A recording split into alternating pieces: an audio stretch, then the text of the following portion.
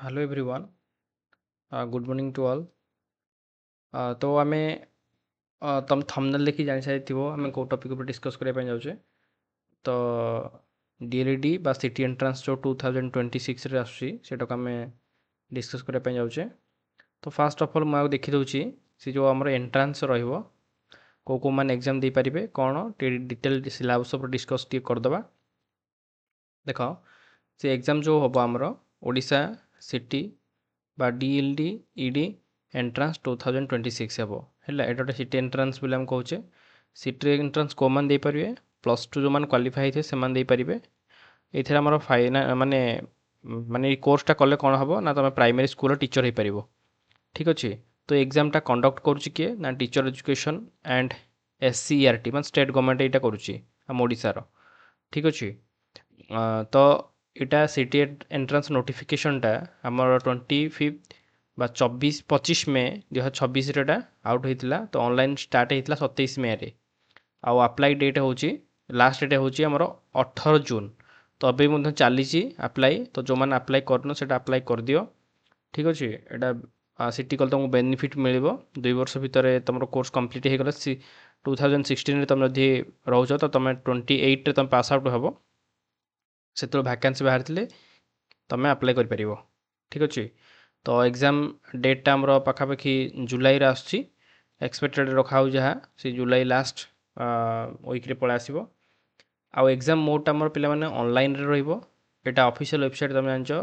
www.samsodisha.gov.in एथे तमे apply कर परिबो ठीक अछि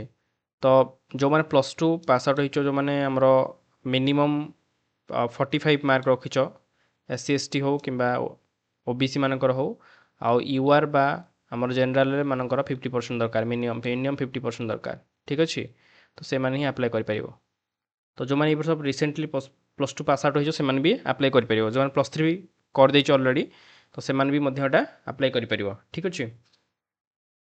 तो एटा हो जे हमर डिटेल ता म तुम कहितल डेट कोन अछि तो लास्ट डेट जून अछि तो आउ रहिला 7-8 दिन रहिला माने अप्लाई करिवार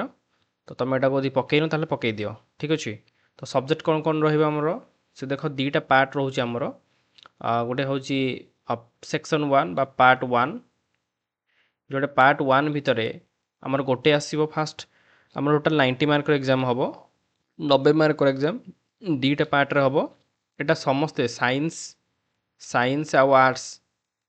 बोथ पकई पारियो समस्ते एटा गोटे ही ताकर एंट्रेंस हबो सेमान को अलग अलग किछि न समस्ते सेम सिलेबस रे ही एग्जाम दबो तो पार्ट 1 रे तमे पढ़ियो तम पाखरे 30 मार्क रो आसीबो कोन आसीबो ना फास्ट तुमको इंग्लिश आसीबो 10 मार्क रो नंबर ऑफ क्वेश्चन भी 10टा and education and general awareness भी सी 5टा क्वेश्चन पढ़िबो आ सेटा 5 मार्क रे भी रीजनिंग रो 5 मार्क आसीबो 5टा क्वेश्चन एवरी क्वेश्चन को आमे 1 मार्क नखा नबा एंड टीचिंग एप्टीट्यूड होची 10टा क्वेश्चन 10 मार्क ठीक अछि टोटल ऑफ आमे कहि परिया 30 मार्क एटा तो एटा कोन कोन हमर आसीबो language English education general awareness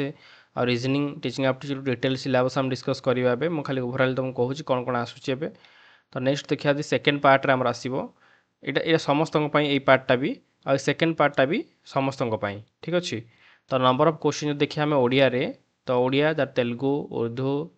Santali तो जहाँ भी अच्छी से लैंग्वेज दे चूज करके अप्लाई कले से अनुजाई एग्जाम देवे तो 15टा क्वेश्चन से 15 मार्क आसीबो तो मैथमेटिक्स रो 15टा क्वेश्चन पड़िबो जोटा कि 15 मार्क सोशल साइंस रो 15टा क्वेश्चन 15 मार्क आ साइंस रो 15टा क्वेश्चन 15 मार्क ठीक अछि तो एई पार्टटा हमर होउछ केते 60 मार्क सेटा होउछ 30 मार्क तो टोटल होउछ हम पाखरे 90 मार्क ठीक अच्छे तो 90 मार्क तुमको एंट्रांस रे दाको पड़ियो आटा मन रखियोटा ऑनलाइन बेस रे होची ठीक अच्छे तो देखिए हमें डिटेल सिलेबस टिके मुडी नै जी गोटे पेज रे तो हमें देखि दियो एग्जाम पैटर्न मु कहली फर्स्ट सेक्शन रे कोन 30 मार्क रहइबो 10 मार्क रहइबो इंग्लिश 5 मार्क रहइबो जनरल अवेयरनेस और रीजनिंग रहइबो 5 mark and teaching aptitude 10 mark Odia रहइबो हमर 15 मार्क मैथमेटिक्स भी 15 मार्क सोशल साइंस रो 15 मार्क आ साइंस रे 15 मार्क तो यहाँ हूँ टोटाल हूँ 90 मार्क एग्जाम टा 90 मार्क तो फास्ट मुझे कहूँ तुमको इंग्लिश इंग्लिश कम्प्रेhension पड़ो वोकाबुलारी ग्रामर सिनोनिम एंटोनिमी तो part of speech tense articles preposition तुम देखिपर जो 15 टॉपिक अच्छी ठीक अच्छे 15 टॉपिक भितर तुम क्वेश्चन आसो इंग्लिश तुम आपको टी भल भाव डिस्कस करी पढ़ापढ़ी कर मैथमेटिक्स कौन आसो मोर सरी first second part first part नौ जनरल अवेयरनेस जनरल अवेयरनेस यहाँ जो नौचे टीचिंग एप्टीट्यूड जनरल सरी जनरल अवेयरनेस केवल ये टीचिंग एप्टीट्यूड जो मिसिक अच्छी जनरल अवेयरनेस तुम आसो एनईपी आसो एजुकेशन कमिशन आसो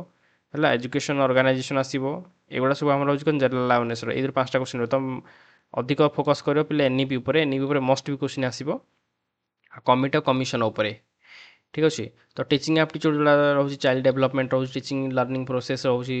रूल ऑफ टीचिंग रोचे एजुकेशनल ऑब्जेक्टिव रोचे टीचिंग मेथड रोचे क्लासरूम मैनेजमेंट रोचे ये सब जिन टीचिंग एप्टीट्यूड रोचे ये 10टा क्वेश्चन आसो टोटाल यही आम पाखापाखि 15टा क्वेश्चन पलि आसला teaching aptitude and general awareness ठीक अच्छे आ रिजनिंग तुम जानी analogy series coding decoding blood relation direction sense rank puzzle logical reasoning analytical reasoning ये आम आसो कौन ये 10टा टॉपिक तुम पढ़ीदेले तुम रिजनिंग उपर हो 5टा क्वेश्चन देन आम यहाँ फास्ट पार्टर पड़ेगा एबे देखिए आम ओडिया ओडियार जोटा आम रोचे ध्वनि तापर शब्द वाक्य रूढ़ी ये सब जिन समास सब जिन गुड़ा आम रोचे ओडिया रोचे यहाँ देन आम मैथमेटिक्स डिस्कस कले mathematics number system LCM HCF then आम पाख रहा percentage profit loss simple interest compound interest average time and work etcetera सब जिन गुड़ा आउट जियोमेट्री पार्ट भी रोचे ठीक अच्छे तो ये चैनल तुम कंटिन्यू देख तुम मैथमेटिक्स आउ रीजनिंग ये 2टा जिन कभर हो मत मेसेज कले तुमको साइंस और सोशल साइंस भी नोट्स प्रोवाइड करदेवी आ साइंस देखिए तुम मैटर एंड इट्स माने जो +2 लेवल ही सब क्वेश्चन आसो plant kingdom animal kingdom cell structure energy force सब फिजिक्स केमिस्ट्री बायोलोजी मिसिक अच्छे यहाँ साइंस ठीक अच्छे आ सोशल साइंस जो आम रोज एसएसटी टाइप सब जिन बाटे पड़ो जिके फिके तो आरम्भ कर जियोग्राफी हिस्ट्री पॉलिटिकल साइंस सब जिन आमर ए आसो बुझुच तो यहाँ हूँ मु डिटेल सिलेबस कहीदेली तुम सब चेष्टा कर नेगेटिव मार्किंग अच्छी पाने ये तो नेगेटिव गोटे क्वेश्चन को हूँ 1 मार्क आउ 4टा भूल करदे तुम 1 मार्क कटिज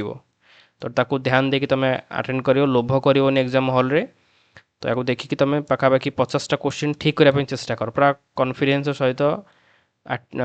पूरा 50टा क्वेश्चन ठीक करदे तुम गोटे सिलेक्शन होशार जेकोसी गोटे इंस्टीट्यूट तुम सिलेक्शन हो स्मार्ट स्ट्राटेजी कौन हो पार क्रैक कर स्ट्रंग कॉन्सेप्ट आउ सर्ट ट्रिक देख आउ प्रैक्टिस डेली कर 50टा क्वेश्चन एमसीक्यू फोकस फॉर्मूला उपर मेथड उपर कर चैप्टर वाइज आ टॉपिक वाइज प्रैक्टिस कराओ आ वीकली मॉक टेस्ट दियो ठीक अच्छे